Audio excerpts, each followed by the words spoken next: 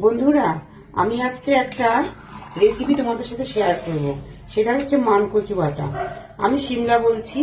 হ্যাঁ, আর দেখো সমস্ত কিছু নিয়ে বসছি। মানকচুটা আমি ইয়ে করে নিয়েছি, গ্রাইন্ড করে নিয়েছি। তারপরে নিয়েছি সাথে পেঁয়াজ কুচি কুচি করে কেটে নিয়েছি, রসুন ছুলে নিয়েছি, কাঁচা লঙ্কা নিয়েছি। আমি একটুখানি ঝাল বেশি খাই, তাই একটু কাঁচা লঙ্কাটা বেশি নিয়েছি। এবার তোমরা কিরকম ঝাল খাও সেভাবে তোমরা ঝাল তোমাদের আন্দাজ মতন ঝাল নেবে। এবার এগুলো সব মিক্সড করে নেবো এটাতে। এবার একটু রসুন নেব, পেঁয়াজ টিয়াজ সবই নেব। এবার তার সঙ্গে একটু কালো সর্ষে নেব। ঠিক আছে। এবার তোমরা ইচ্ছা করলে একটু ইয়ে নিতে পারো, কি জানো, নারকেল কোড়া নিতে পারো। আজকে আমার ঘরে নারকেল কোড়াটা নেই। হ্যাঁ, তারপরে সব একসঙ্গে মিক্সড করব। ঠিক আছে। এবার সবকিছু আমি মিক্সটা গ্রাইন্ড করে নিয়ে এসেছি। হ্যাঁ, তার মধ্যে আমি আবার কড়াইটা বসিয়ে দিয়েছি গ্যাস ওভেনে। এবার একটু এর মধ্যে সরষের তেল দিয়ে দিই। এবার কচু বাটাতে একটু সরষের তেলও বেশি লাগে।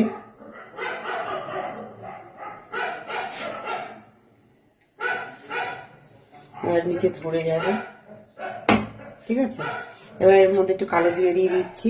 কালো জিরে একটু দিলেও ভালো হয়, কেননা একটু ঠান্ডা ঠান্ডা লাগলে কালো জিরা দিলে তাতে ভালো হয়। এবার কি করব, এই বাটাটা এর মধ্যে দিয়ে দেবো, দিয়ে একটু কষিয়ে নেব।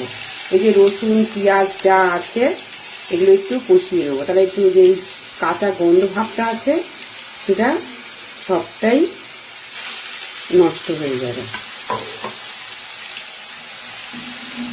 কষাচ্ছি আমি। এবার এই কষানোর মধ্যে আমি একটু নুন দিয়ে দিচ্ছি, স্বাদ মতো নুন দিয়ে দেবে, হলুদটাও দিয়ে দেবে।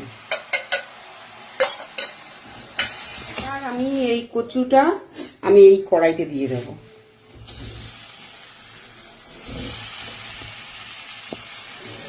কচুটা দিয়ে এবার লাগতে থাকবে।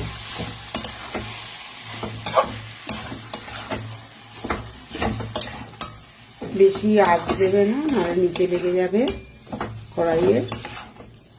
যতক্ষণ না কচুটা শুকিয়ে আসে। কচু অনেক রকম ভাবে খাওয়া যায়, কাঁচা বাটাও খাওয়া যায়। একদিন তোমাদের কাঁচা বাটা করেও দেখাবো আমি। কচু আমাদের অনেক রকম ভাবে খাওয়া যায়, মাছের ঝোলেও খাওয়া যায়, নিরামিষ ভাবে খাওয়া যায়। আমি অনেক রকম ভাবেই তৈরি করে দেখাবো। কচু শরীরের জন্য আমাদের ভীষণভাবে উপকার, আর বাঙালিরা ভীষণভাবে কচু খেতে ভালোবাসে। আমার তো কচু খুবই ভালো লাগে।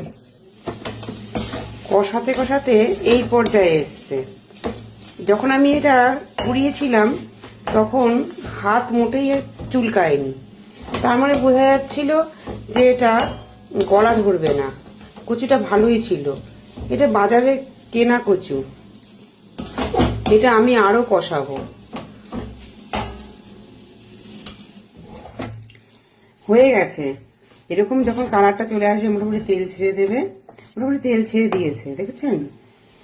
হয়ে গেছে কচু বাটাটা রেডি হলো। কচু বাটাটা পুরোপুরি ভাবে এবার আমরা গরম গরম ভাতের সঙ্গে খাবো। কার কার ভালো লাগবে এইভাবে খেতে আমাকে কিন্তু কমেন্ট বক্সে অতি অবশ্যই জানাবে। টাটা, বাই বাই, দেখা হবে পরের ব্লগে।